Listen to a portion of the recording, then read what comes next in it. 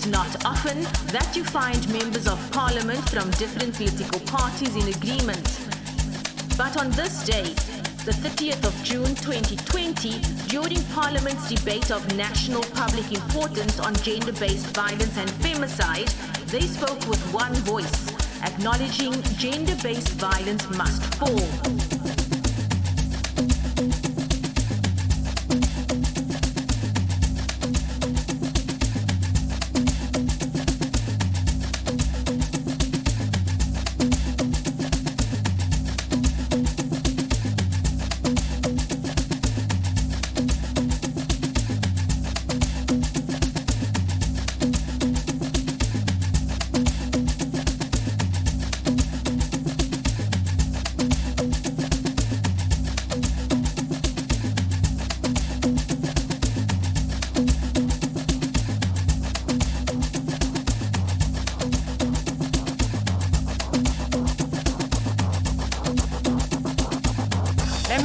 By sharing a story that happened in this country in April 2012. I was in Njelic at a bus depot, waiting to catch a public bus to Dlala.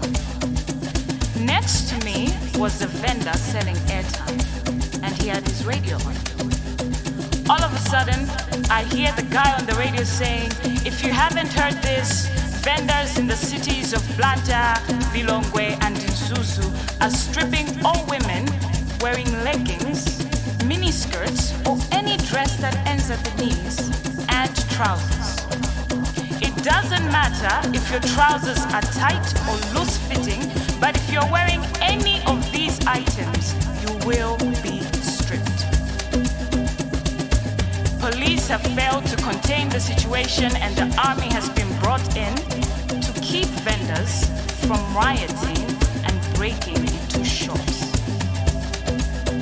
Businesses have closed down, but despite the presence of army and police personnel, women are still being stripped.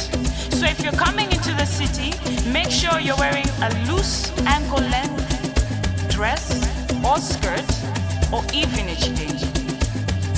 Do not wear miniskirts, leggings, or trousers underneath your chidenje, because these vendors will lift your chidenje to check what you have on underneath. So I, like many women that day, was forced to wear this piece of cloth that wraps around your waist. I got on a bus, and 3 hours later, I was in Lilongwe.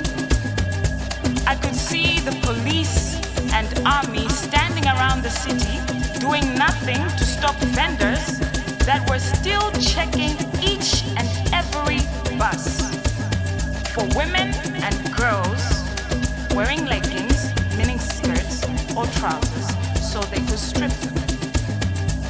Those that had the misfortune of being stripped had their purses snatched, some were beaten up, and their breasts and buttocks were fumbled.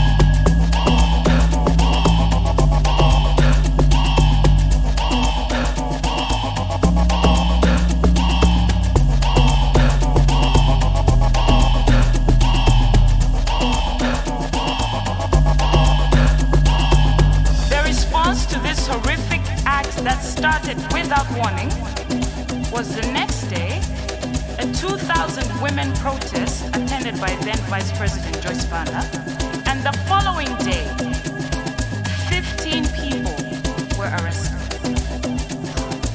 But no one served time for assault, theft, or even sexual harassment. The media, government, churches, human rights activists, they all condemned the act, but on the ground, vendors and some citizens justified it, claiming women needed to be taught a lesson because they were disrespecting themselves by how they dressed.